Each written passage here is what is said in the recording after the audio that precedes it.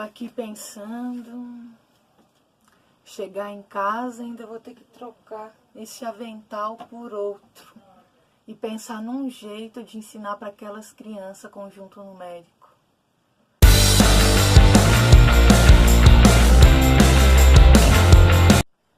Passado então a fase 1, já vim para a fase 2 aqui em casa, já troquei o avental, adiantei aqui o serviço e nisso eu tive uma ideia para ir para a fase 3, que é explicar a lição de casa para as crianças.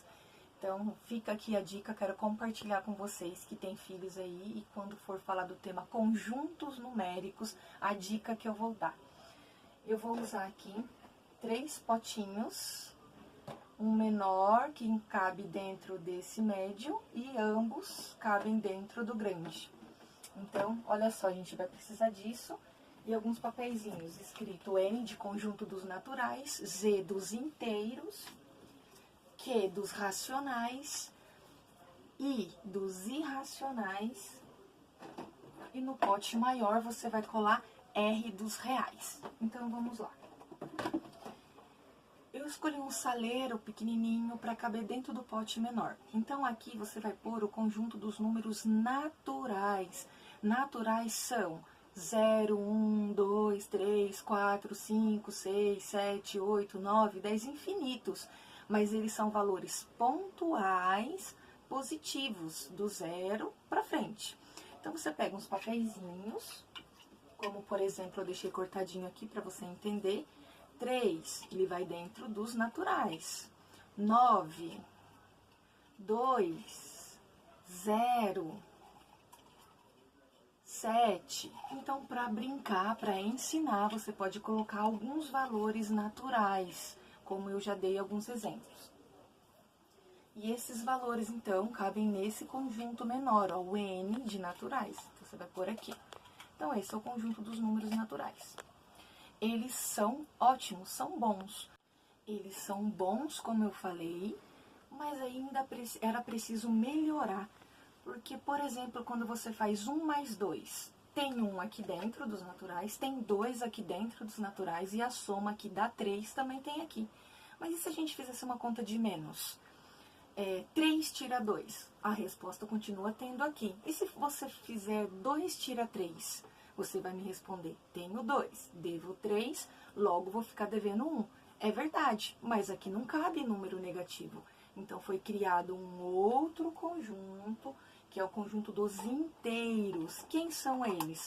Os naturais que já existiam, mais todos os negativos. Como, por exemplo, menos 9... menos 1, menos 2, como o nome já diz, inteiros continuam sendo valores pontuais, porém agora eu tenho tanto os positivos quanto os negativos. E esse conjunto você chama de inteiros, representado pelo Z. Então, vai aqui dentro. Olha como esse conjunto já ficou melhor. Já era bom, agora ele ficou melhor ainda. Só que a gente sabe que não temos só inteiros, né? Por exemplo, quando você realiza uma divisão, 4 dividido por 2, 2. E 2 dividido para 4? Ah, é 0,5, ou em dinheiro, 50 centavos. E como eu represento se aqui só tem valores inteiros? Então, foi criado um outro conjunto que contém tudo que já era bom e acrescentado a ele, que é os racionais, que é todo número que pode ser escrito em forma de fração. Entrou, então, os decimais finitos, que são os números que têm vírgula, mas eles têm um fim, positivos ou negativos. As dízimas periódicas, tem vírgula, tem a repetição, são infinitos, então é um decimal infinito. Você consegue escrever uma dízima como uma fração geratriz. Então, também é um racional. A própria fração, positiva ou negativa. E aí você pode fazer vários papeizinhos contendo todos esses valores para simbolizar e entender quem são os racionais. Então, eles são os inteiros que já existiam, mas todos esses que eu falei para vocês. Os racionais, então, são esses.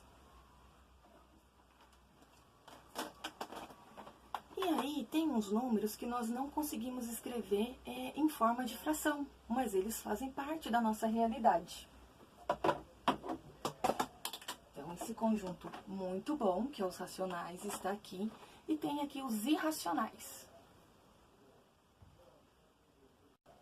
Então, aqui nós temos os racionais, que dentro deles já são os naturais, inteiros, aqueles todos que podem ser escritos em forma de fração, como eu comentei, como eu expliquei. Aí, para fechar, então, nós temos alguns valores, como eu já havia comentado, que são os irracionais. Eles não conseguem entrar dentro dos racionais, porque eles não são possíveis de escrever em forma de fração. São os irracionais. Então, por exemplo, o π, aquela famosa letra grega, né? O π, se você jogar na calculadora aí, por curiosidade, você vai ver que vai dar 3,1415.